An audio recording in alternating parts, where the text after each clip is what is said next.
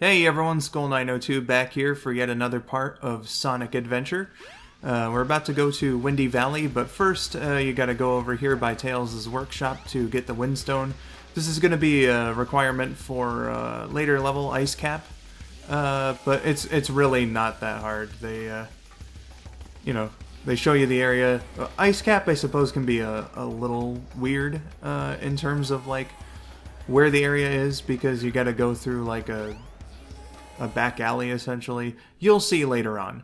But for now, this is Windy Valley, and this is another pretty fun stage. Like, I'm not going to be saying many negative things about this game. I should probably, let you all know, because this one is a classic. It's quite fun to me and whatnot. Hold forward during this part, if you didn't know. The wind will carry you, but only if you're holding forward. If not, then you're gonna fucking die. But again, a fun, nice, lovely stage, and there we have a nice secret extra life for those who are willing enough to put the effort in and get that. Here's an interesting set piece, and I think that one of the best things about Sonic Adventure is that each of the levels, at least Sonic's levels, have like some notable thing to set itself apart from the other ones. In Emerald Coast, it was the Orca. In Windy Valley here, it's this tornado section. It's some really cool stuff. They were really putting all their effort in for this one, and it quite shows. This here piece of music is remixed from Sonic 3D Blast, or Sonic 3D, or Sonic 3D Flicky's Island. Multiple names for that game. Because the music composer for this one, the main music composer, is Jun Sonoy, who debuted in the series with 3 and Knuckles.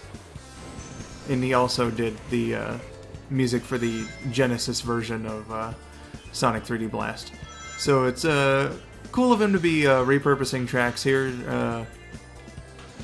Green Grove Zone, I think it was. It's one of the more memorable tracks in the game. Mostly because that game is so fucking boring that, most people are only going to remember Green Grove Zone. But, whatever. It's all fine and dandy and cool.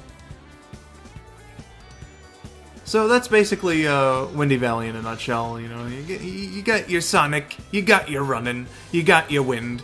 It's perfectly fine. It's nice and green. You get a Chaos Emerald at the end, at least on your first run in the story mode. Good shit. One thing that I do want to touch on is a bit of a back and forth between Sonic and Eggman back there near the end of the first part. Because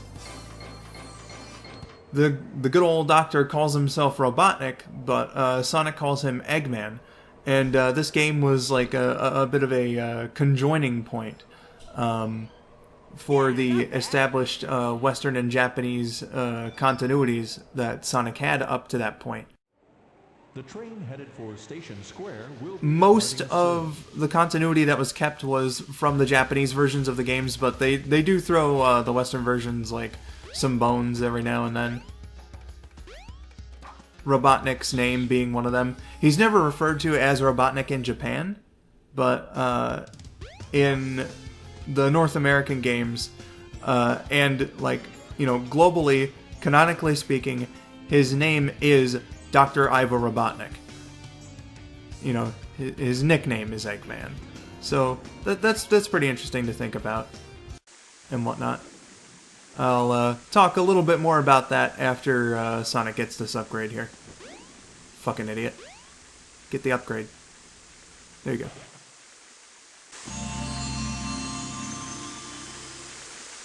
Now you've got Lightspeed shoes. Press and hold the action button to store up power. Once you have enough power, release the button and you can do the Lightspeed Dash. The Lightspeed Dash lets you race toward rings at light speed. As long as there's a trail of rings, you can go just about anywhere. Alright, so, like the Ball of Light said, as long as there's a trail of rings, you can go just about anywhere. All you need to do is charge up a spin dash. Sonic will be enveloped by some light blue energy, and then zippity-doo-dah, he goes right across.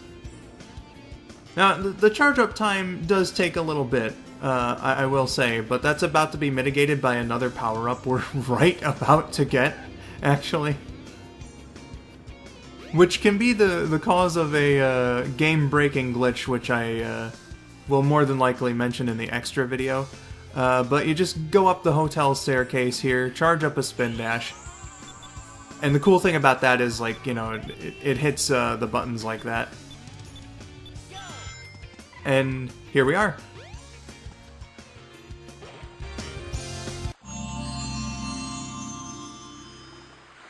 This is the Crystal Ring. This reduces the time needed to store power for the Lightspeed Dash. Kinda seems unnecessary, doesn't it? They figured that too, and the charge-up time in Sonic Adventure 2 is actually nothing. You can instantaneously do the Lightspeed Dash when you get the proper upgrade, which is pretty awesome, let me tell you.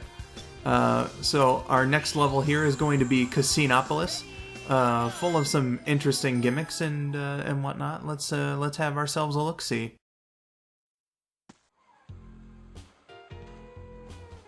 My god, that porno music. But, yeah. So, the objective here in Casinopolis is we gotta get that Chaos Emerald, but right now we can't reach it. As many rings as you can. Thank you, Ball of Light. Even help show you the way. So, in order to get rings, one of the things that you can do is play this here slot machine slash pinball. So, you know, that's pretty fun and nice to do.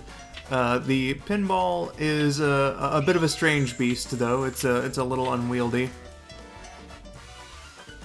And I screwed myself there. Thankfully, I only had 10 rings, to be perfectly fair. But, you know, it can happen. It's all up to random chance. Some parts like this, I really have no idea how to control.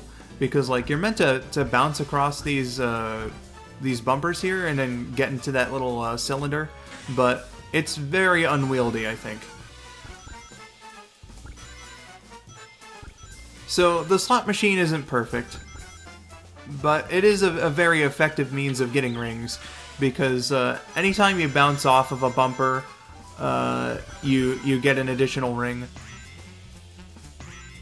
The slot is pretty nice in terms of just, you know, being able to give you stuff. Most of the time you are gonna get like a 3, you know. Screwed myself there. I think the requirement is 50. Could be 100.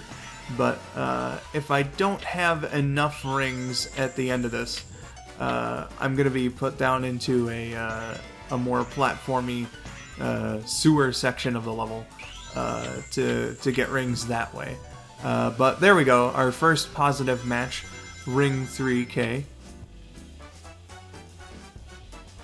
And what can I say? You know, it's pinball. It's fucking pinball. So, you know, we got others. Something interesting about the pinball machine is that the slots here have classic artwork as opposed to modern artwork, and I think that's like a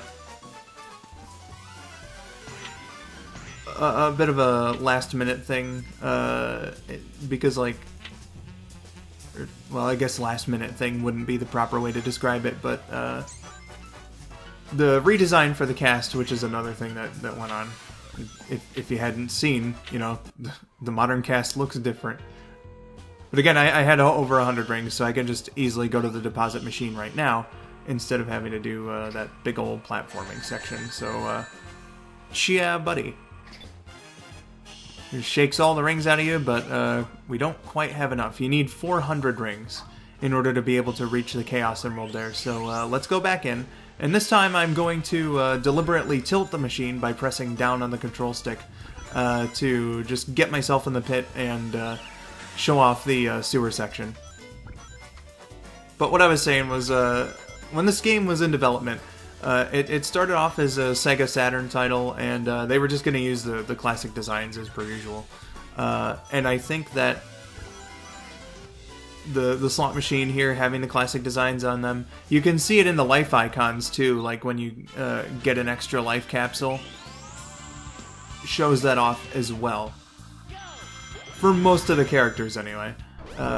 You know, obviously there are a couple who were made for this game, and Amy was extensively redesigned, so it would have been really weird for her to have her old design on the capsule art for extra lives.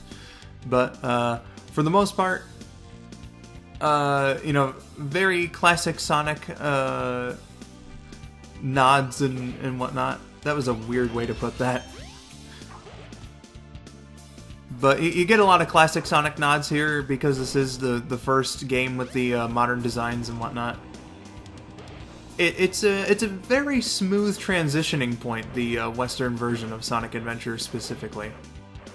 Now here in the sewer, this is actually a very effective means of getting rings, especially the path that I'm taking. One of the missions, which there are multiple missions for each level, is to beat Casinopolis in less than 5 minutes.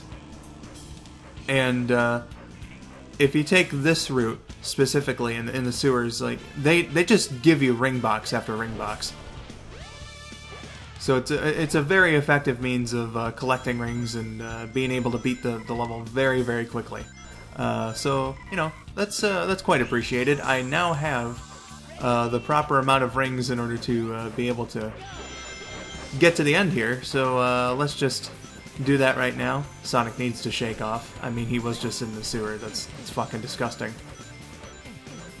One of my favorite parts about this actually is the shower room. I don't demonstrate the animation here, but Sonic can take a shower. So, you know, for any particular fans out there, you can make Sonic the Hedgehog take a shower in the games. Jesus, but, you know, Casinopolis, an interesting level with an interesting gimmick, but, you know, not much more time to talk about that. We've got a Chaos Emerald to nab, and Sonic has done just that. So, yeah, now that our heroes have 2 Chaos Emeralds, I bet they'll be able to take on Eggman no problem.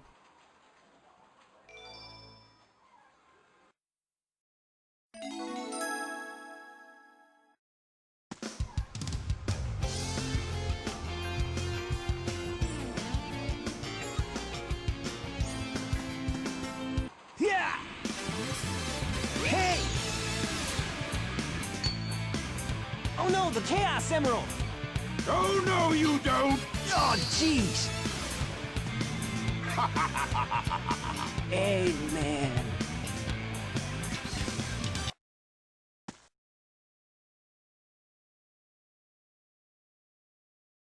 Oh, man. What happened to that emerald we just had? I guess Eggman's got one of them.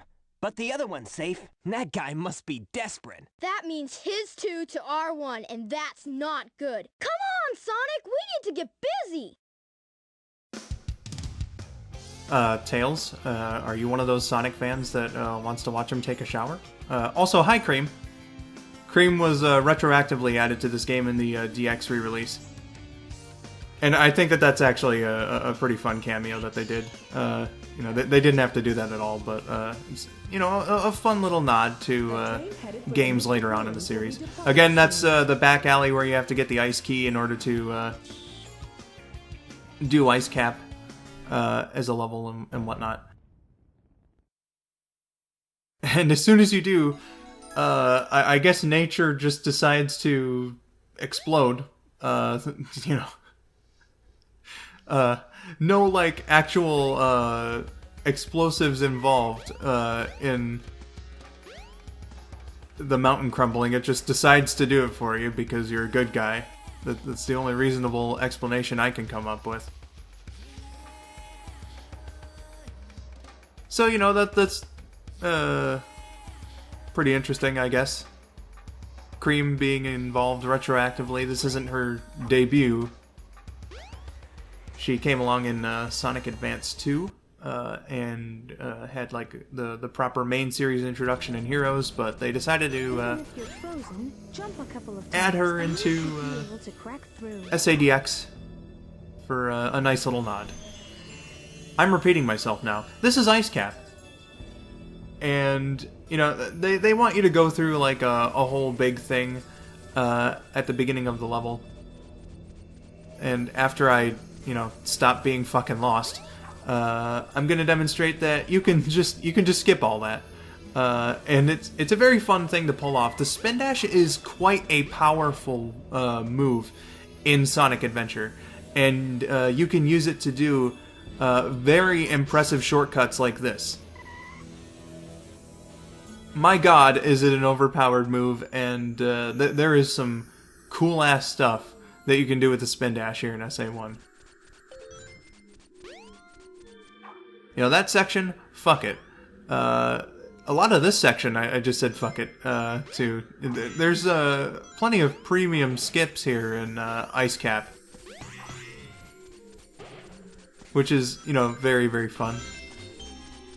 So I guess with the remaining time in this level, I can talk about like the level name itself. It is called Ice Cap after all, and we are on Angel Island right now. So many have speculated that this is like the exact same Ice Cap as the one in 3 and Knuckles, and I mean, it's not hard to see. I don't imagine Angel Island having more than one ice cap. It's not the biggest island in the world or anything. Just 1 second, I want you guys to see this.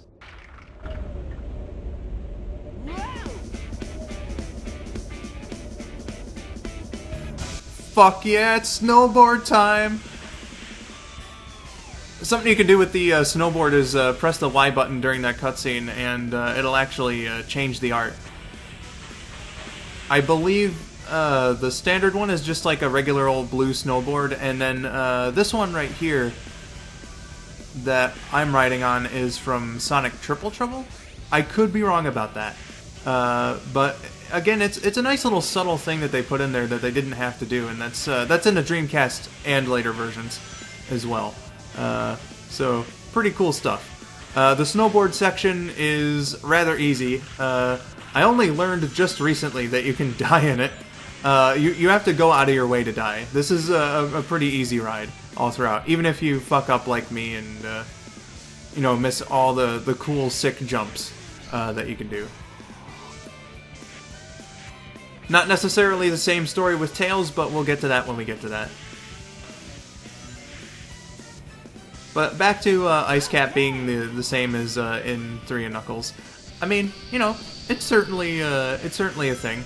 Though I gotta imagine that there would have to be some sort of retconning involved in that, because you don't really see a lot of the familiar trappings as the 3 and K version of Ice Cap. Again, this was sort of like a conjoining point where they did like finally have a solid continuity for Sonic, as long as that fucking lasted. In the games. So, you know, this is Angel Island after all. It's a small island. I doubt that there's multiple ice caps on it or whatever. So, you know, it's a fan theory I can get down with, certainly. But either way, in 3 and Knuckles and in this game, they're both fun levels with some awesome, awesome fucking music. And yeah. That'll about do it for part 2 of Sonic Adventure DX. I've been Skull902. Thank you for watching and have yourselves a wonderful day. Yeah, not bad.